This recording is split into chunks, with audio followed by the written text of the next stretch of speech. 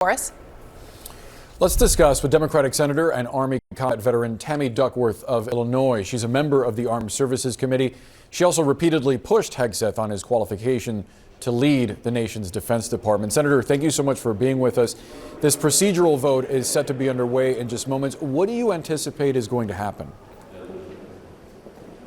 Well, nobody knows. At this point, we're waiting to see where Senator Collins is. If he loses 3 Republicans, then J.D. Vance would have to come and vote to pass to move into the next stage. I hope that at least 3 more Republicans step up and find their moral center and realize that this man is not fit to lead the bravest men and women in this country, the ones who wear the uniform of our great nation.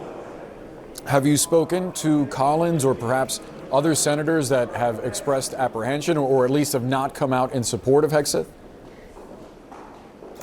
Well, it's very hard to talk to the Republicans right now. They're pretty much avoiding us. When we have tried to bring this up, they close ranks.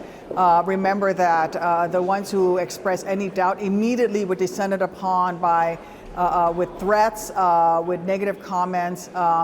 Even Joni Ernst, when she first, when all of these allegations about Pete Hegseth first came out and she expressed doubt about his qualifications and the fact his lack of qualifications, immediately from President Trump on down, she was threatened with her political career. She was threatened personally, the MAGA crowds. So you can see why Republicans would be running scared. But I hope that at least 3 more of them, in addition to Lisa Murkowski, decide to put country in front of their political survival. Senator, we heard a short time ago from Thom Tillis, a Republican senator. He said that he hadn't seen any firsthand corroborated testimony backing up some of the allegations against Hegseth. I wonder what you make of that, whether you think, as Senator Collins expressed, that the FBI report was not more detailed. Yes, he was very careful in how he made that statement. The FBI report, you should know, is requested by the Trump transition team. They tell the FBI who to talk to and, more importantly, who not to talk to.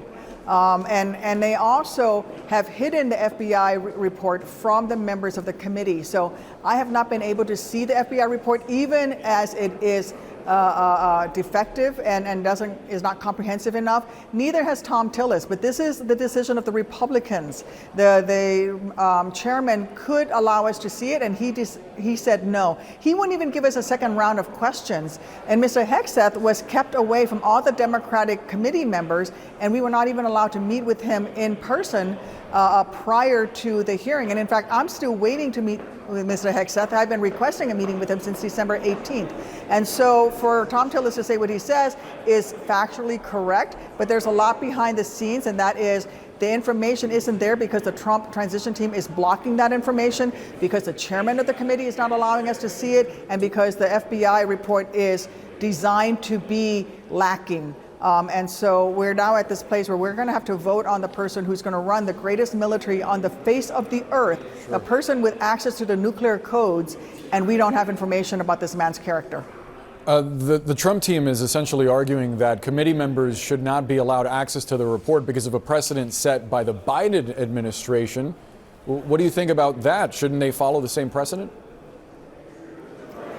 Well, the precedent is that you can actually have access to report, and there has been access to reports that have been given in cases like this where there were sexual assault allegations. And in fact, we were able to see reports like this on previous folks who were up for other positions to be confirmed who had sexual assault allegations. And in fact, Joni Ernst was very active in those investigations. And the not allowing us to have a second round of question, not allowing the nominee to meet with any of the members of the minority party, those are absolutely unprecedented, and they're not consistent with the bipartisanship that normally governs the Senate Armed Services Committee and how we operate. Senator, I just want to let our viewers know, as you might be able to see on your screen, the Senate has confirmed Trump's pick to lead the CIA, John Ratcliffe. They're now moving on to that procedural vote that we were discussing on Pete Hegseth. I do have to ask you, Senator, in regard to this latest affidavit regarding Pete Hegseth that was released by his ex-sister-in-law, his ex-wife came forward and refuted some of the claims in that affidavit. I wonder if you think that undercuts some of the claims against Hegseth? Please be clear on what happened, and that is that his ex-wife's lawyer came forward and made a statement. I understand that this woman has young children. She is terrified for her safety and her children's safety. She is still dependent on Mr. Hegseth for alimony and child support payments. This is a woman who had a safe word so that she could be rescued because she was so fearful of this man's abuse. If you were in that situation and the whole world was watching, you had Donald Trump, the president of the United States, the entire Republican Party threatening you, and Pete Hegseth, the guy that owes you alimony, what would you do? Go talk to sexual assault survivors. Go talk to domestic violence survivors. They probably would be reacting the same way she is, which is she's fearing for her life, she's fearing for her children, and she's fearing for her financial well-being. I'm not surprised that her lawyer would make that kind of a statement. Have you had a chance to speak directly with her, Senator? We are not allowed to speak with her, and the FBI was not allowed to. Again, the FBI spoke with her, but a lot of the FBI report was redacted or not included in the FBI report because this is the Trump administration sets the parameters for what is going to be in the FBI report. Senator Tammy Duckworth, we appreciate your time. Thank you so much for joining us this afternoon.